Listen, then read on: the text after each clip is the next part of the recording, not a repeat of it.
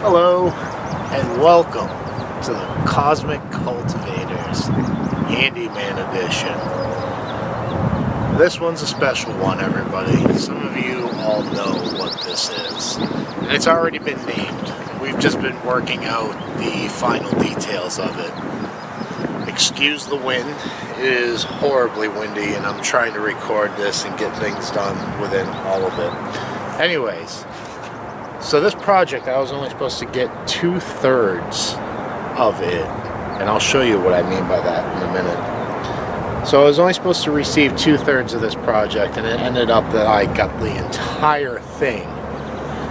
It's too big for me to use as is, so I need to cut it up. Let me show you what we're talking about. And here you see a 22-foot sailboat. So like I was just saying, the original deal was my cousin was going to have this front third,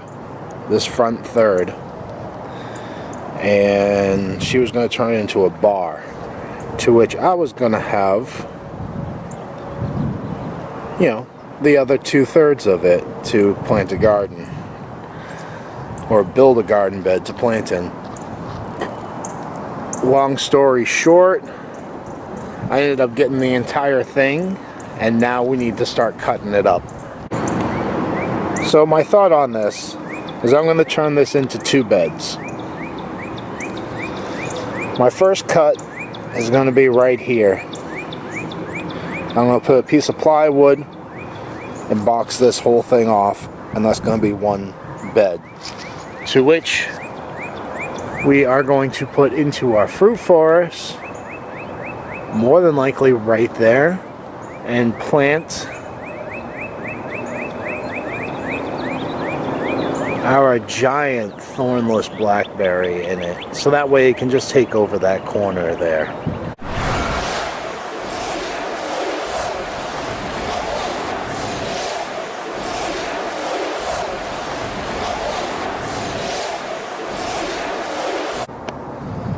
We're going to go right over that, and that's 1 garden bed that's going in there. And we're going to move our giant blackberry bush from inside the garden bed and have its own place to grow. You just saw us cut off the end piece of our sailboat. I've also done a little bit more as far as tearing it apart. Trying to leave as many of the fixtures and stuff on it as possible. Looks like we have an ant problem. That's lovely. Always a good way to start the season. It's with pests. And you see there,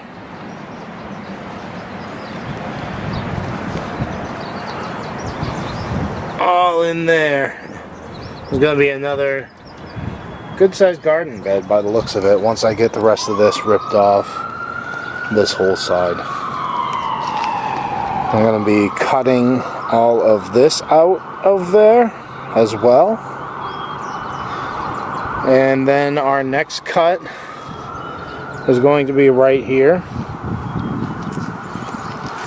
all the way through once we rip off all this. And that will shorten it by another 3.5 feet or so, something like that. Boom! End of day conclusion. Day 1, that is. So we have our boat literally cut into, I don't know, a little less than thirds. More like 40%, 30%, 30%.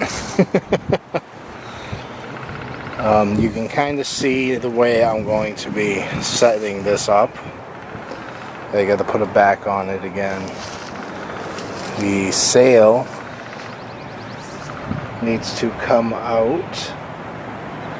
Well, I'm sorry, the sail did come out. Now I need to somehow fasten that together. Ended up taking out some of the skeleton frame. We're going to keep these bars in there so it holds its rigidity. I'm sure it's not going to fall apart anytime soon. Most of this is fiberglass on the outside. So that's the end of day one. Basically just a bunch of demolition and placement. So we'll see you more than likely tomorrow because it's Saturday. Time to get some stuff done.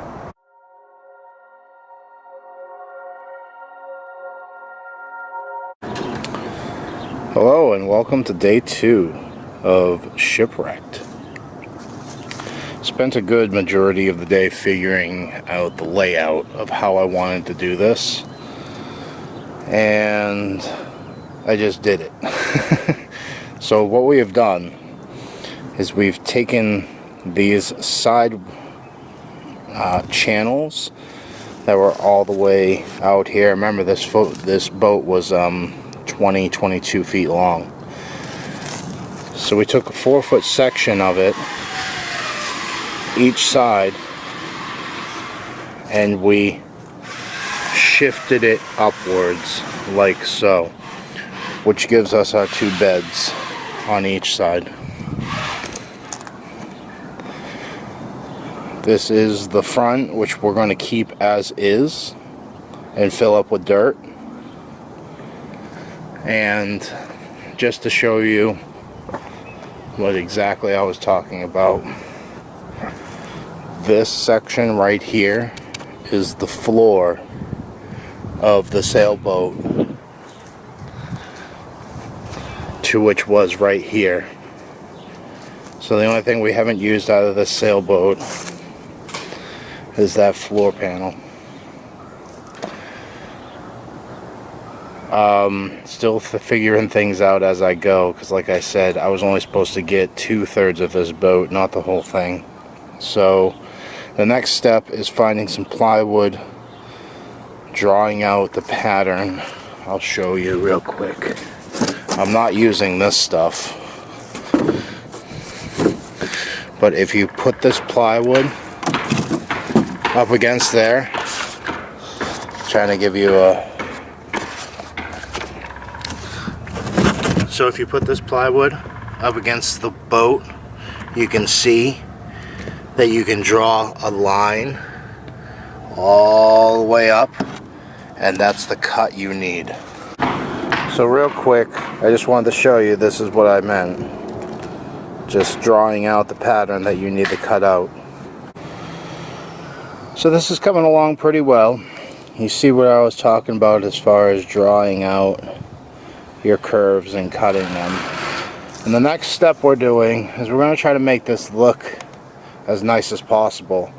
So this thin piece of plywood that was the top of this, especially up there, I'm going to strap in just to hide some of the uglies, the unfinished looking things, and just kind of gives it a little bit more of a finished look. Just like so. I'm going to continue that up there on that side, and I'm probably going to put a strap on that and that just to hide the uglies.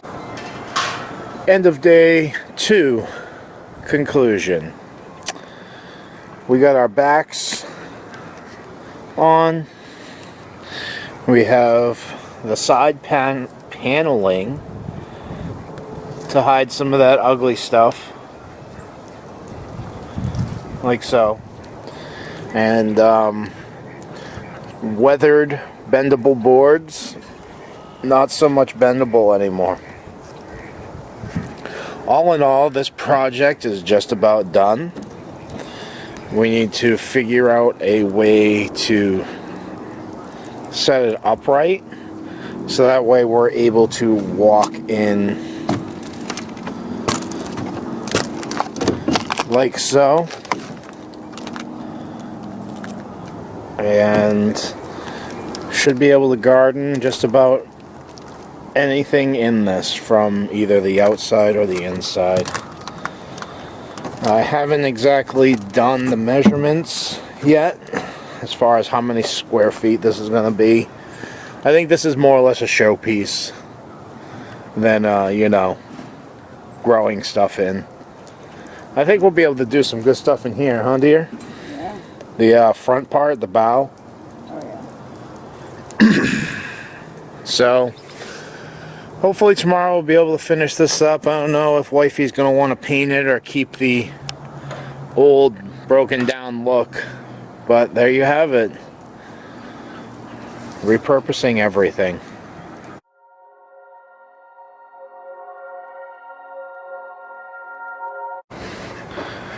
Hello everyone, welcome to day 3.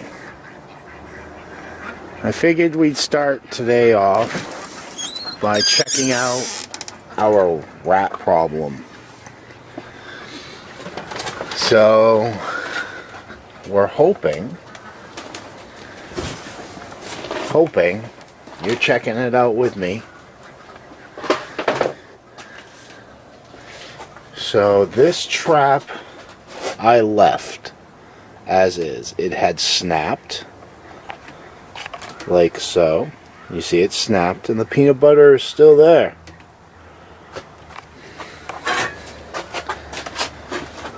This was the secret weapon right there. The eco-friendly Rat X. We also did the baking soda and cocoa with flour. And guess what, everybody? I believe a rat problem has been fixed. It is a cold, bitter day today here in New Hampshire. In our greenhouse, it is 76 degrees. So anyway, back on topic. I think we have fixed our rat problem. We do have an ant problem, unfortunately. But, yeah. We can address that. That's much easier than a rat problem. Now the real reason why we're out here. You saw the success we've been having with the rat problem. So the back half of this sailboat is going to be our thornless blackberry bush bed. It's absolutely huge, the blackberry bush that is. Conveniently enough, I have 2 boards that are exactly 5 feet wide, and I don't need to cut them. I just need to set them in place. So what I'm going to do is I'm going to even out this bed, make sure it's nice and level, and then I'm going to set the screws into each one of these thicker pieces, which is basically wood and a resin, epoxy, however you want to look at it. And then we're going to cut out this skeleton pattern after we get that assembled. Boom. 10 minutes later, we have our skeleton cut out. These boards are pretty solid. This is pretty much made out of fiberglass. So I think it's going to last a pretty long time, honestly. Now, in the distance, let's go tackle the rest of our build. So I wanted to show you guys this step. Like with the back end of the sailboat, it was kind of like balancing a top on its end. So what I'm doing here is I'm digging up our grass and all the root structures of that grass, shaking out all this soft, good dirt, and we're going to place the boat back into this area that I'm digging out.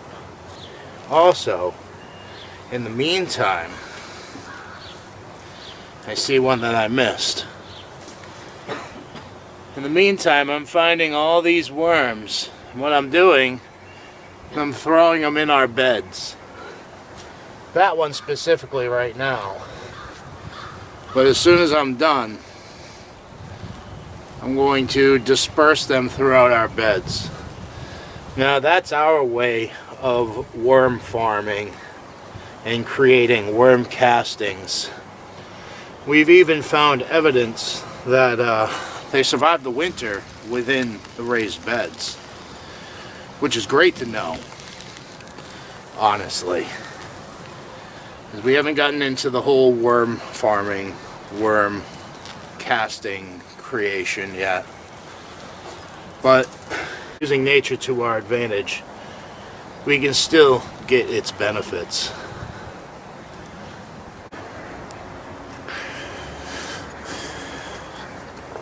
So you see here, I've dug this all out, and now I've kind of made like I'm planting some seeds here, a little trough. So my thought behind this is to pull this into place.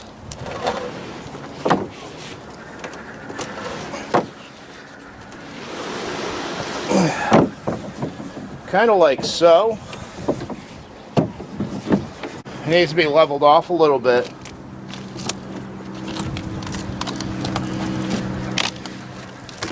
And now it's not moving as much as it did before. Other than a paint job, which we're probably not going to get to today, I'm going to have to call this project done. So what we did underneath there is take all that extra grass and tucked it up underneath, so that way it would hold its stability, like so. Well, I guess we need to do a little more tucking. No, that's me forcing it to rock. So I really don't even know where to begin as far as counting the square feet on this. I know it's 5 feet wide, and this is another 5. I'm gonna have to say this is about 30 or 40 square feet approximately. But we're gonna fill these up probably with potting soil, maybe a little bit of fabric cloth, and call it a day. I think it's great. Here I am, I'm the king of the world, as Leonardo DiCaprio would say. Alright everyone, hope you enjoyed this one. Think outside the box. When it comes to building things, repurpose as much as you can. Have a wonderful day, night, afternoon. Peace, love, happiness.